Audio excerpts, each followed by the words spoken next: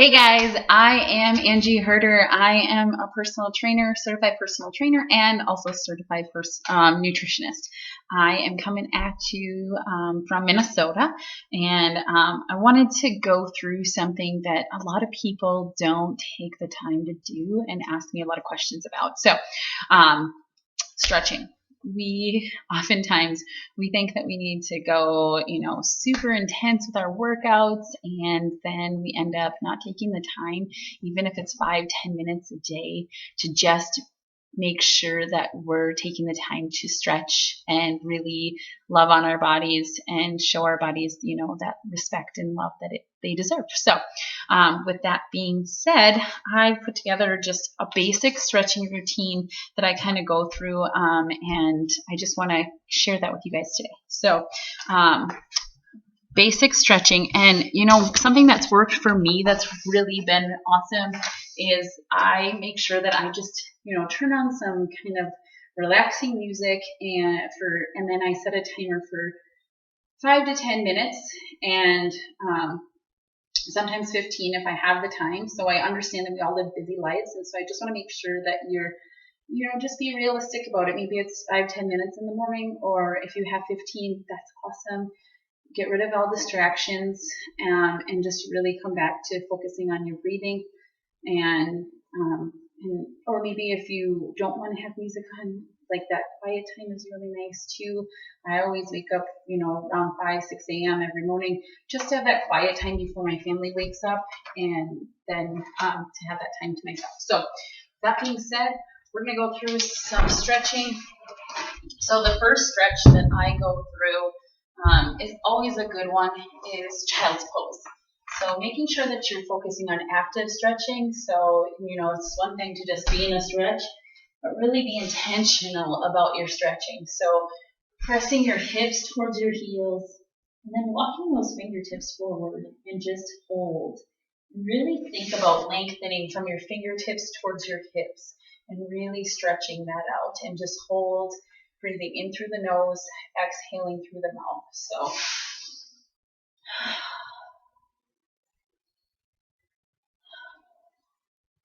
all right.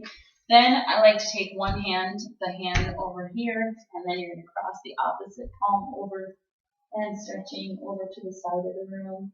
You're going to feel a really nice stretch down your whole entire side. And you're going to go to the other side. You might have a question, how long should I hold each of these stretches? I would say, go with what your body feels. If something's really tight, hold it a little bit longer, or maybe come back to it.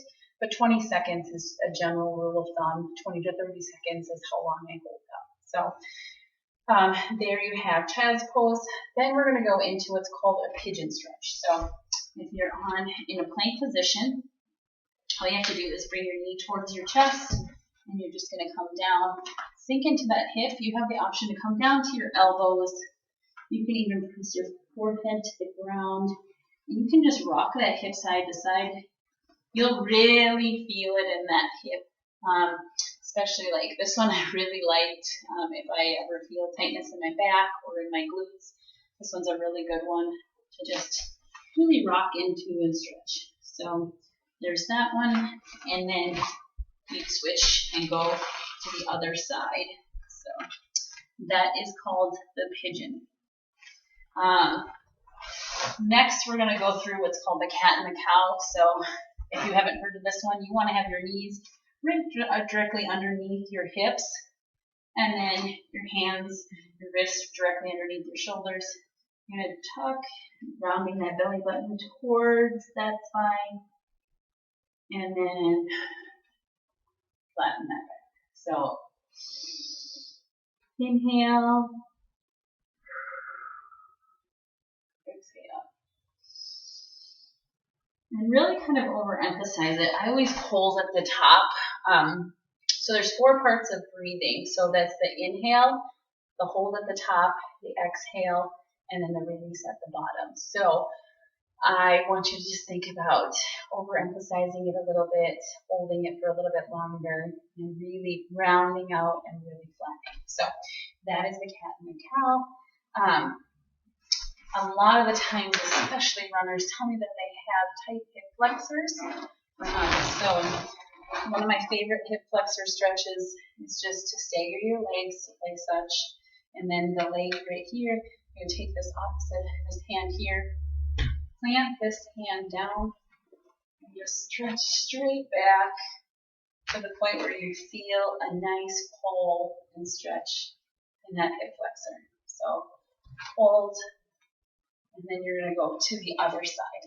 So that is a good hip flexor stretch. If you want to work on a little bit of flexibility, I see a lot of people that can't even touch their toes. So if you have tight hamstrings, a really great stretch that I love is come to a wall and scooch your bottom as close as you can to the wall and just put your legs straight up the wall and hold. If your hamstrings are super tight, your legs are going to eventually start shaking. This one I usually hold a little bit longer. So, and remember, get your bottom as close to the wall as you can, so you're like getting those legs as straight as you can. You might be here, but focusing on getting them as straight as you can. But if you're really tight in those hamstrings, your legs will eventually start to shake a little bit. And so just maybe I usually turn on a show or do it while I'm watching, TV with the kids or my husband, 5 minutes or so or longer, just to really get those lengthening of that muscle. So that is a good one. And then also for flexibility, a low lunge or a spider lunge. So if you're in plank position, you're just going to bring your foot up by your hand, and you can just hold. You have the option to lower that knee, and you can also stretch here. This is a good way to stretch out that hip flexor on the opposite leg. So I'm going to bring the other foot up here, this knee down, this foot up here, and see if you can maybe see it better. But here, good hip flexor, but also good flexibility here when you lift. So this is a low lunge. Then I also like to do what's called a reverse low lunge. So opposite hand stays on the ground, and you're just going to rotate towards that leg. So to give you another visual from the other side, opposite hand stays on the ground, rotate, opening that chest. So that's a reverse low lunge. Then the other ones I like to focus on for balance is a standing quad position or quad stretch. So same hand, same ankle, drawing the knees together. You can reach your hand out, up, whatever works out best. And then if you want to hinge forward and go into dancer's pose, if you're feeling comfortable with that. This one can be a challenge, but it's a good way to focus on that stretching, and a good way to open up those hip flexors too. It's a large muscle group. It needs a lot of stretching. So there's those few. Then I also like to do with standing, stretching from one side here, bringing your feet wider and shoulder width apart, and here. So if you want to bring it a little bit wider, you can. Totally up to you, but that's going to help to stretch and lengthen that hip, the hamstring too as well. And then just focusing on the upper body, you can bring the opposite arm across the opposite, one arm across the other. Drop that shoulder away from the ear, other side, and then opening the chest, hands behind the back, opening the chest. Those are all really good stretches. So that's a good way, just a very introductory start to stretching. If you have any questions, one of my parts of being a personal trainer is I also come up with individual stretching routines for clients. So if stretching is something that you want to know more about and flexibility, please message me, email me.